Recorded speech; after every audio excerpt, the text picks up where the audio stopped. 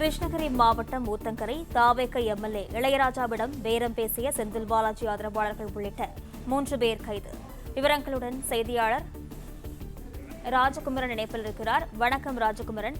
திமுக தரப்பின் மீது இந்த குற்றச்சாட்டு வைக்கப்பட்டுள்ளது. இதற்கு திமுக தரப்பின் தரும் விளக்கம் என்னவாக இருக்கிறது? கட்சியின் அடிப்படை உறுப்பினர் பொறுப்பில் இருந்து இவர்கள் நீக்கப்படுவார்களா? அடுத்த கட்ட நகர்வு என்னவாக இருக்கும்? முன்னாள் அமைச்சர் செந்தில் பாலாஜியினுடைய அதிதீவிர ஆதரவாளர்களாக அறியப்படுகின்ற 2 பேர் ஒரு யூடியூபர் என தற்பொழுது கைது செய்யப்பட்டிருக்கின்றார்கள். தமிழக வெற்றி கழகம் தலைமையிலான அரசு என்பது அறுதி பெரும்பான்மை இல்லாத ஒரு அரசாக கூட்டணி கட்சிகளுடைய ஆதரவை பெற்று தற்போது ஆட்சியில் இருந்து வரக்கூடிய ஒரு அரசாக இருக்கின்றது. இந்த நிலையில்தான் எப்போது வேண்டுமானாலும் தமிழகத்திலே சட்டப்பேரவை தேர்தல் நடைபெறக்கூடும் என்று எதிர்க்கட்சி வரிசையில் இருக்கக்கூடிய முக்கிய தலைவர்களே தொடர்ந்து பேசிக் கொண்டிருக்கின்றார்கள். வெளிப்படையாக எந்த ஒரு கருத்தையும் அவர்கள் சொல்லாவிட்டாலும் தங்களுடைய கட்சி கூட்டத்தில் இதுபோன்று அவர்கள் பேசுவதன் மூலமாக விரைவில் தமிழகத்திற்கு சட்டப்பேரவை தேர்தல் வரப்போகின்றது என்பதை போன்ற ஒரு கருத்தை தொண்டர்களிடத்தில் தொடர்ந்து பரப்பி வருகின்றார்கள். அது மட்டுமல்லாமல் தொண்டர்கள் கட்சி பணி ஆற்றுவதற்கு தேர்தல் பணிக்கு தயார் நிலையில் இருக்க வேண்டும் என்பதாக அந்த கட்சி தலைவர்களுடைய கருத்து இருந்து வருகின்றது. இந்த நிலையில் தான் தமிழக வெற்றி கழகத்தை சார்ந்த அமைச்சர்கள் நிர்மல்குமார், ஆதவ அர்ஜுனா உள்ளிட்டவர்களும் திமுக மீது நேரடியாக ஒரு குற்றச்சாட்டை தொடர்ச்சியாக முன்வைத்துக் கொண்டிருக்கின்றார்கள்.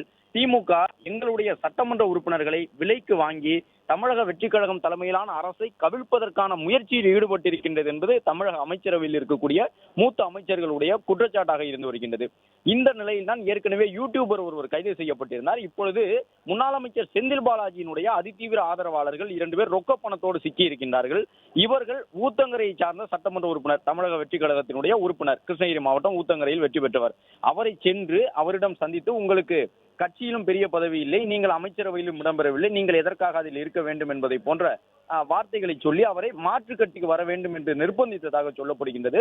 அது மட்டுமல்லாமல் ஒரு கட்டத்திலே அந்த ஊத்தங்கரை சட்டமன்ற உறுப்பினர், எனக்கு இதில் விருப்பம் இல்லை, நான் தாவேகாவில் வெற்றி பெற்றவன், நான் எதற்காக நீங்கள் சொல்லக்கூடிய கட்சிக்கு வர வேண்டும் என்று சொன்னதாகவும் அதன் பிறகு அவருக்கு மிரட்டல்கள் வந்ததாகவும் சொல்லப்பட்டிருக்கின்றது. எனவே அவர் புகாராக சென்று காவல்துறையை அணுகி இருக்கின்றார். ஒரு சட்டமன்ற உறுப்பினராக இருக்கின்றேன், எனக்கு மிரட்டல் வருகின்றது, மாற்றுக் கட்சியில் இணைய வேண்டும் என்று வற்புறுத்தி கொண்டிருக்கின்றார்கள் என்பதாக தமிழக வெற்றி கழகத்தினுடைய ஊத்தங்கரை தொகுதி சட்டமன்ற உறுப்பினர் புகார் அளித்த நிலையில் தான் அதன் பிறகு காவல்துறையினர் இந்த விசாரணையை மேற்கொண்டிருக்கின்றார்கள். அந்த விசாரணையின் முடிவில் தான் ஒரு யூடியூபர் IDBS என்கின்ற கருத்து கணிப்பு நிறுவனங்களை நடத்தக்கூடிய ஒருவர் கைது செய்யப்படுகின்றார். அவர்தான் முதலில் அந்த சட்டமன்ற உறுப்பினரை சென்று சந்தித்து பேசி இருக்கின்றார். பேசும்பொழுது, உங்களுக்கு நிறைய வாய்ப்புகள் இருக்கின்றன, நிறைய உங்களுக்கு வழங்கப்பட இருக்கின்றது மாற்றுக் கட்சிக்கு சென்றால் என்பதை போன்று பல வார்த்தைகளை சொல்லி அந்த சட்டமன்ற உறுப்பினரை நிர்பந்தித்திருக்கின்றார். அதன் பிறகு அவர் உடன்படவில்லை. அந்த ஊத்தங்கரை சட்டமன்ற உறுப்பினர் மாற்றுக் கட்சிக்கு செல்வதற்கு தயாராகவில்லை என்பதை தெரிந்து கொண்டு நேரடியாக அந்த யூடியூபரை அனுப்பியிருந்த கும்பலே நேரடியாக சென்று அந்த சட்டமன்ற உறுப்பினரை மிரட்டி இருக்கின்றார்கள் என்பதாக காவல்துறை விசாரணையில் தெரிய வந்திருக்கின்றது. அதன் பிறகுதான் அவர்கள் யார் என்பதை தெரிந்து கொண்ட காவல்துறையினர் முன்னாள் அமைச்சர் செந்தில் பாலாஜிக்கு நெருக்கமானவர், கடந்த ஆட்சி காலத்திலே எதிர்க்கட்சியான அதிமுக ஒரு முக்கியமான குற்றச்சாட்டை வைத்தது கரூர் கம்பெனி என்று சொல்லியிருந்தார்கள்.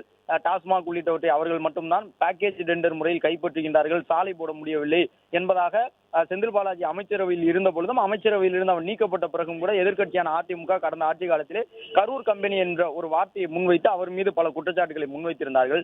அதில் இடம்பெற்றிருக்கக்கூடியவர்கள் தான் இந்த 2 பேர் என்ற தகவலையும் காவல்துறையினர் தற்போது வெளியிட்டிருக்கின்றார்கள். அதன்படி கரூரிலே சக்தி மெஸ் என்கின்ற ஒரு விடுதியை நடத்தி வரக்கூடியவர்கள் திமுகவிலே உறுப்பினர்களாக இருக்கின்றார்கள். கார்த்திக் மற்றும் ரமேஷ் ஆகிய இருவரும் சென்னையிலிருந்து சென்ற காவல்துறையினரால் உடனடியாக கைது செய்யப்பட்டிருக்கின்றார்கள். அவர்கள் வீட்டில் சோதனை நடத்தப்பட்டிருக்கின்றது. அதில் கட்டுக்கட்டாக ரொக்க பணமும் சிக்கியிருப்பதை போன்று தற்போது தகவல் வெளியாகி இருக்கின்றது.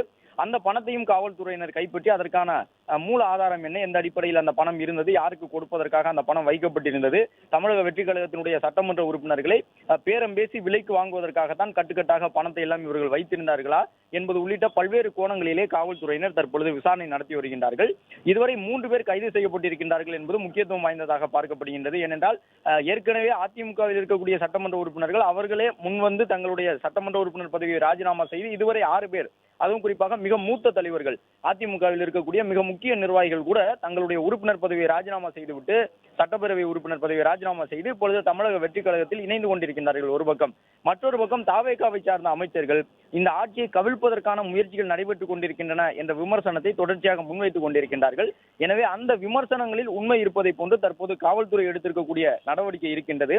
அதன்படிதான் இந்த 3 கைது சம்பவமும் நடைபெற்றிருக்கின்றது. திமுகவில் இருக்கக்கூடிய உறுப்பினர்கள் 2 பேர் இருக்கின்றார்கள். இருக்கிறார்கள். உறுப்பினர்கள் என்பதையும் கடந்து முன்னாள் அமைச்சர் செந்தில் பாலாஜிக்கு நெருக்கமானவர்களாக அவர்கள் அறியப்படக்கூடியவர்கள்.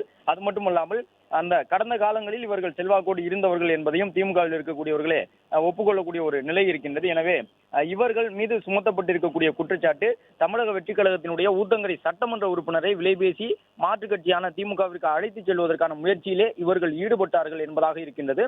அதே நேரம் இந்த ஒரு சட்டமன்ற உறுப்பினர் மட்டும்தான் பேசப்பட்டதா அல்லது தமிழக வெற்றி கழகத்தினுடைய பல்வேறு சட்டமன்ற உறுப்பினர்களிடம் இதுபோன்று பேச்சுவார்த்தைகள் நடைபெற்றுக் கொண்டிருக்கின்றதா என்ற ஒரு புதிய கேள்வியையும் இந்த கைது நடவடிக்கை தற்பொழுது எழுப்பி இருக்கின்றது. ஏனென்றால் கடந்த ஒரு வாரத்திற்கு மேலாக தமிழக வெற்றி கழகத்தில் கட்சி ரீதியாகவும் சில மாற்றங்களை எல்லாம் செய்வதற்கு முன் வந்திருக்கின்றார்கள் என்று சொல்லப்படுகின்றது. மாற்றுக் கட்சியிலிருந்து வந்தவர்களுக்கு எல்லாம் கிட்டத்தட்ட ஒரு 106 இடங்கள் வரை கடந்த தேர்தலில் வாய்ப்பு வழங்கப்பட்டிருந்தது. அதில் கிட்டத்தட்ட ஒரு 60 சட்டமன்ற உறுப்பினர்கள் தேர்வாகி இருக்கின்றார்கள். காலம் காலமாக இந்த விஜய் மக்கள் இயக்கத்தில் இருந்து கட்சியான பிறகு அதில் இருக்கக்கூடியவர்கள் இல்லாமல் மாற்று அரசியல் கட்சியிலிருந்து தமிழக வெற்றி கழகத்தில் தேர்தலுக்கு முன்பாக இணைந்தவர்களுக்கு கிட்டத்தட்ட 106 தொகுதிகள் ஒதுக்கப்பட்டிருந்தன. அதில் ஒரு 60 பேர் வரை வெற்றி பெற்றிருக்கின்றார்கள். அமைச்சரவையிலும் கூடுதலாக அவர்கள் எல்லாம் இடம்பெற்றிருக்கின்றார்கள். ஆனால் காலம் காலமாக மக்கள் மன்றத்தில் இருந்து வந்த எங்களுக்கு முக்கியத்துவம் வழங்கப்படவில்லை என்ற ஒரு கருத்தோடு விஜய் மக்கள் இயக்கத்தை சார்ந்த நிர்வாகிகள் தற்போது தமிழக வெற்றி கழகத்தில் இருக்கக்கூடியவர்கள் இருப்பதாக சொல்லப்பட்டிருந்தது. எனவே அவர்களை எல்லாம் சரி செய்வதற்கான முயற்சியிலே கட்சியினுடைய தலைமை ஈடுபட்டிருக்கின்றது.